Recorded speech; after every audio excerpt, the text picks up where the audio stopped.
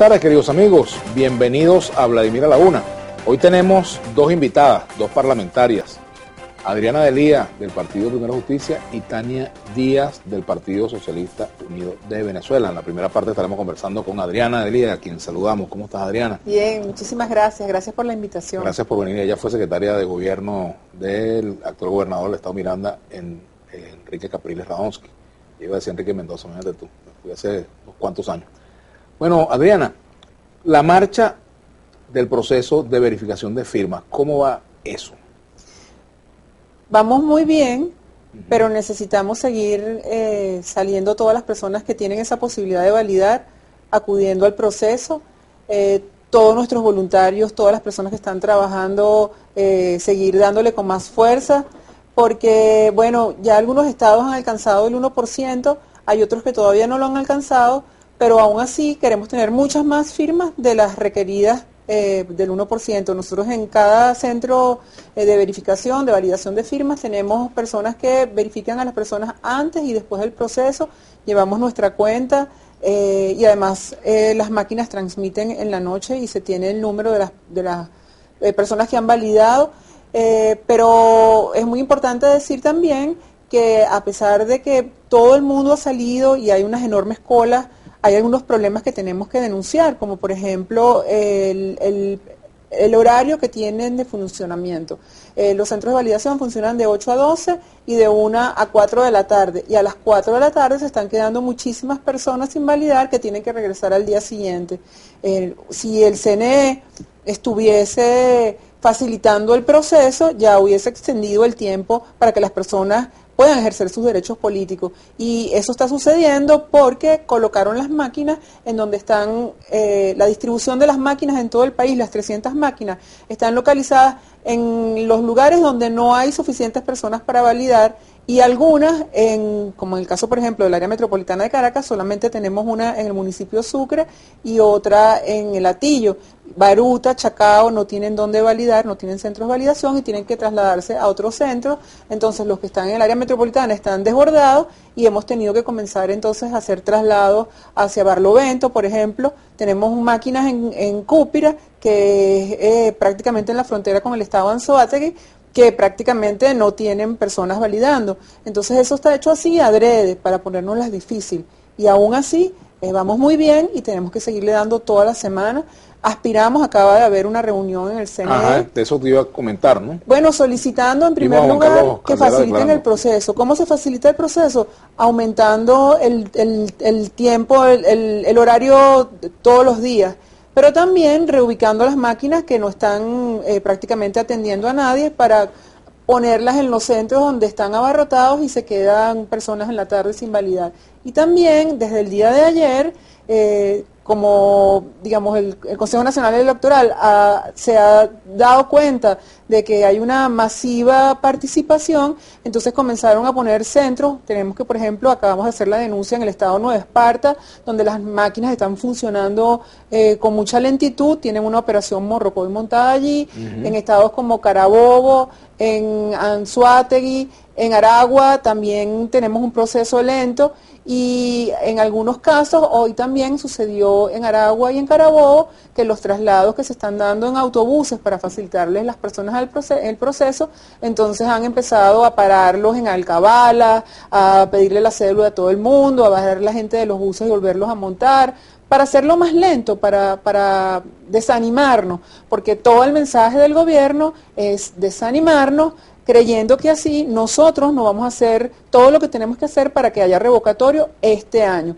Ellos todos los días su tarea es la de desanimarnos, la de desalentarnos, y nosotros todos los días más firmes en hacer nuestro trabajo para tener referéndum revocatorio este año. Decía ayer Juan Barreto en una entrevista que le hacía en la radio, que el CNE debería facilitar las cosas, ampliar el número de máquinas. Ese planteamiento me imagino que lo debe haber formulado también ante el CNE Juan Carlos Caldera y el resto de las personas que participaron de esa reunión. No se saben los resultados, no se sabe si el CNE va a ampliar ese número de máquinas. Mira, ¿no? La reunión acaba de tener lugar justo antes de entrar al programa, y yo espero que sí lo hagan, porque, oye, al final del día el CNE, su deber es facilitarle la participación y los derechos políticos a los venezolanos. Sabemos que han hecho todo, bueno, para empezar que este proceso del 1% no debió haber existido en primer lugar porque eso no está ni en el reglamento ni en la Constitución.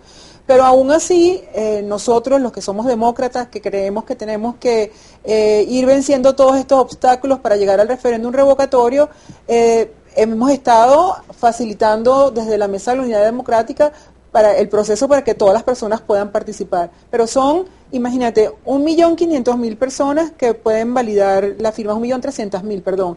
Y calculada la capacidad teórica de la cantidad de máquinas que colocaron, difícilmente podrían validar 600.000 personas. Entonces va a quedar con lo que está instalado, van a quedar personas que aún queriendo validar su firma no van a poder hacerlo.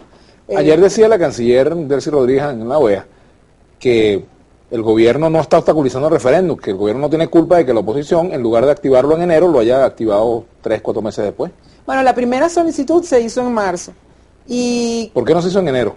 Bueno, se hizo en marzo porque, digamos, sale del seno de la Unidad Democrática, pero es que el tema no es cuando dice ella que debió haberse hecho la solicitud. El tema es que con el reglamento actual, calculándose los días que está, digamos, el reglamento vigente, los tiempos, daría perfectamente, o va a dar, para ponerlo en estos términos, tiempo para hacerlo este año. Los cálculos nuestros es que en octubre de este año podría estarse haciendo el referéndum revocatorio. Si ella dice enero, pero es que si hubiésemos dicho enero, entonces a lo mejor ellos habrían dicho, ella estaría diciendo, porque como su ánimo es desanimar, desalentar, desincentivar, hacernos creer que no se puede, habrían dicho otra cosa para confundirnos, porque al final del día el gobierno, este mismo gobierno que decía en las elecciones el 6 de diciembre que las iban a ganar como sea, ahora dicen que no va a haber referéndum revocatorio. Nosotros decimos que sí va a haber referéndum revocatorio, que estamos haciendo el trabajo para que así sea y que además el Consejo Nacional Electoral tiene que darle respuesta al país con base en el reglamento existente, y con ese reglamento dan perfectamente los tiempos. Así que seguimos adelante, que nadie se quede en su casa sin ir a validar su firma. Hay toda clase de organización ciudadana, es impresionante lo que hemos visto en edificios que se ponen de acuerdo las personas que van a validar y alquilan un autobús y van y validan su firma. Aquí prácticamente hemos tenido que vencer todos los obstáculos. Fíjate y los vamos a seguir venciendo. La rectora Sandra Ulitas ha denunciado casos de violencia contra trabajadores del CNE en el proceso de validación. ¿Ustedes tienen conocimiento de eso? Oye, no tenemos ese reporte de casos de violencia. Ellos desde un principio han estado diciendo con mucha fuerza que si hay algún evento en algún centro electoral, ellos van a paralizar el proceso.